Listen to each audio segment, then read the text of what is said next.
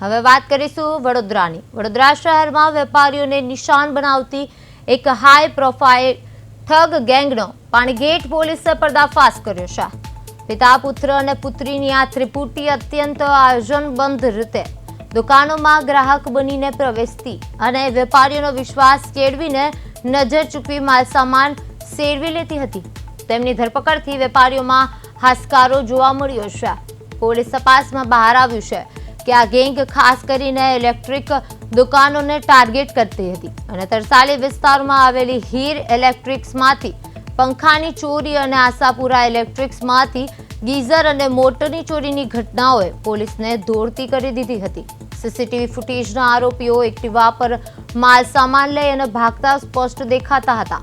પોલીસે આરોપીઓની સઘન પૂછપરછ હાથ ધરી લાખો રૂપિયાનો ચોરીનો મુદ્દામાલ રિકવર કર્યો છે।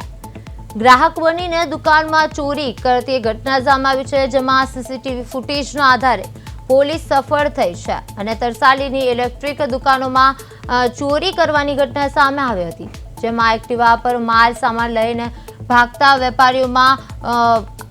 વેપારીઓમાં ગેંગની ધરપકડથી હાશકારો પણ અનુભવાયો છે।